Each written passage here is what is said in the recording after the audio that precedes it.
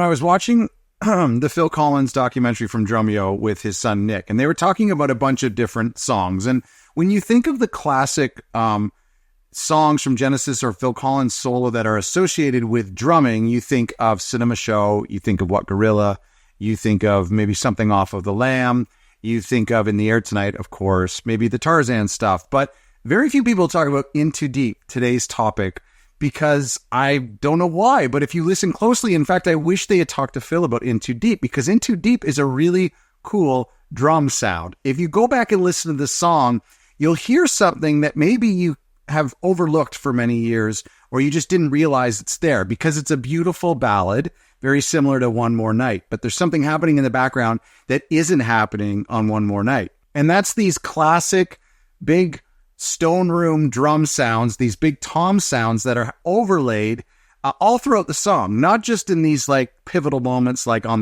the Air Tonight, and not like just as a turn into a chorus, but actually just in the middle of a verse, halfway through the chorus, at certain turnarounds, in bridges, the middle of bridges, at the end of bridges, all over the place. There's these big Phil Collins concert tom sounds that are happening. And so the drums that are happening on this song is, it sounds to me that there is some sort of 808 playing. That's where you get the clave from. That's where you get maybe a shaker or something happening somewhere. I do believe there's another real drum kit that's maybe just playing a hi-hat rim shot or hi-hat snare and kick. I think it's just really basic with the cymbals as well. But then you have this like third percussion track, which is what I imagine Phil having all the toms set up, not playing the hi-hat or the snare, and I'd probably not even playing the cymbals, and just doing these fills, classic In the Air Tonight fills, all throughout the song, and just doing ba-bum, ba-bum, boom, and then like just putting them all over and leaving them all in. Sometimes when a drummer overdubs fills for a song, what you'll do is you'll play the whole song straight a couple times, then you'll do a take of the song where you're just doing fills. So you won't play the beat at all. You'll just play fills at the beginning. Like every 4 to 8 bars, you're playing all these fills. And then when you're editing the drums, you're like, I want that fill, not that one. And usually you only pick about 2 or 3 throughout the song.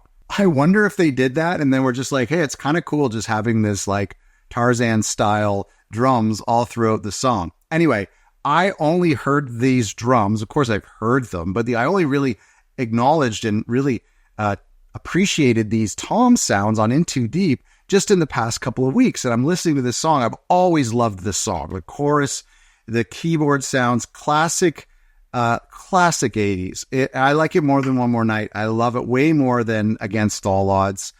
It's just a beautiful, beautiful ballad. But it's these toms that stood out to me when I was listening to the documentary, watching the documentary. I'm like, that would have been a really interesting one to talk about. What the genesis, pun intended, of allowing those toms to stay in really non-traditional spots where you normally wouldn't have a fill. Go back and listen to the song. You're going to really enjoy that.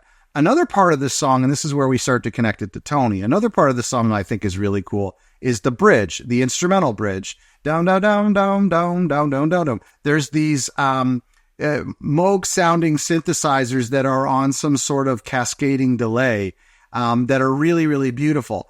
Now, the reason I bring those parts up and the reason I bring up Tony is because there are 2 Genesis songs that are often mistaken to being Phil Collins solo songs by most passive, just average radio listeners. And that's Hold On My Heart from We Can't Dance and this song, In Too Deep. And that's a shame because those songs sound much different than songs like Separate Lives, One More Night, Against All Odds. I know Phil didn't write Separate Lives, but, taking One More Night as an example, maybe some of the stuff you'd hear on both sides later on. Even Do You Remember?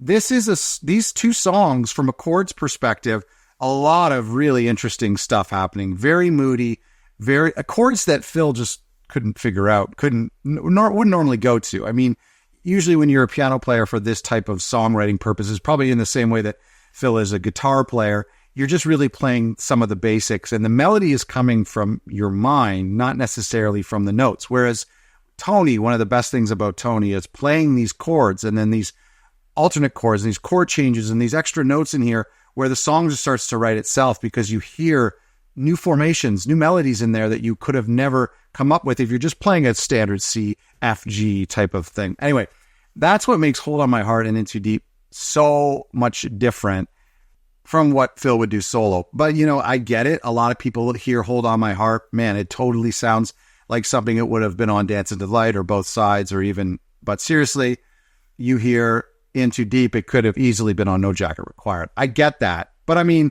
you could say that about some of Phil's solo stuff, but maybe not. Anyway, these are definitely the ones people think are Phil solo songs. I think, much has been said, and I won't take time today to talk about the progression of prog music all the way to 80s short ballads and pop songs. I really do think, with the exception maybe of today's song and Hold On My Heart and a few of them, there really are songs in Genesis catalog that are different, are very unique from a standard pop song. Certainly the pop songs you hear today, and certainly the pop songs that were cheesier, like perhaps like Jackson 5 type pop music. I find that Invisible Touch, a number one song, even Sledgehammer, a number one song, they're very unique. They're very weird. It's not a song you would hear on the radio and go, hey, that could go to number one. I mean, remember, they released Abacab as a single. Were they listening to that and think that could go to number one? It could have. Stranger things have happened. But Invisible Touch lyrically is a little bit more accessible and understandable, and therefore it went to number one. But it's not a normal pop song. And I don't think In Too Deep is either. I think that's where Genesis and Tony particularly has their fingerprint on the song. This is a very trio song. Drums are going like crazy. Phil's vocals are the best they ever are on this tune. Tony's chords and keyboards all over the place. Classic E-piano. Some cool synths and pads happening. And then there's some real basic electric stuff happening as well. I've always loved this song. I'm not a huge ballad fan of Phil Collins. You know that. I prefer the mid-tempo stuff. Even with Genesis, I prefer a song like Tell Me Why. Hold On My Heart is a little bit more fast-paced. I prefer some of those mid-tempo tracks. And when it comes to Phil, I like stuff like Can't Stop Loving You, Least You Can Do, Every Day. Some of the more upbeat ballads, so to speak. And I think if you took all of the ballads, like Why Can't This Wait Till Morning, I would much prefer this type of stuff. The In Too Deep, stuff with a beat, stuff with really interesting changes. Absolutely love it. Let's talk about the video real quick. This video is super, super cheesy. I think when you make music videos for a whole album, Taylor's had to do this. So many artists who are very, very successful have to make a lot of music videos. And if we look at what Genesis had to do for this album, they did Invisible Touch, which wasn't actually a high concept album, was it?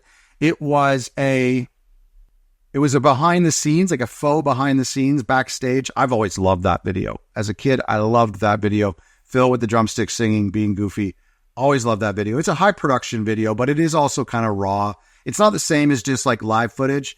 But I loved Invisible Touch.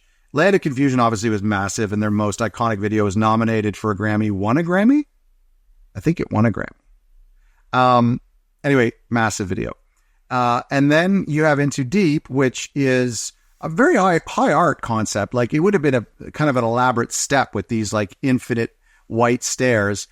It really adds to the cheesiness of the song. So if you feel like this song is cheesy, then the music video is only going to push you over the edge. If they had done a kind of a quirkier, darker video like they did with Anything She Does, or other concepts, or even maybe a raw video in the sense of what they did with Invisible Touch, maybe that would like help soften the edges of this like very, very distinctly ballady tune. But no, they actually took it a step further, these white suits and whatever.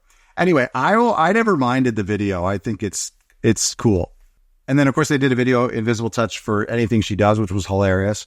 And then did they do a video for Throwing It All Away? Or Tonight? They did a video for Tonight. That was kind of high production value. I haven't watched these videos in a while. I used to have the VHS.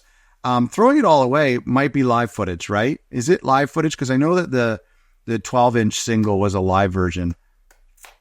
I can't think of a video for Throwing It All Away. After this, I'm going to go watch the video for Tonight and Throwing It All Away, if there is one. I'm sure there is one.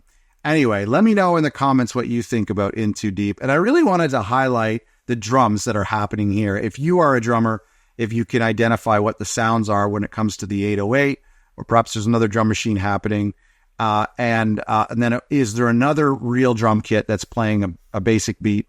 And then, of course, we've got these big toms, probably recorded in the stone room at the farm, and layered on top. I really don't think that's the same drummer playing and then doing all these things. I think there's a constant beat happening with a hi-hat and a kick and perhaps a snare or a rim shot.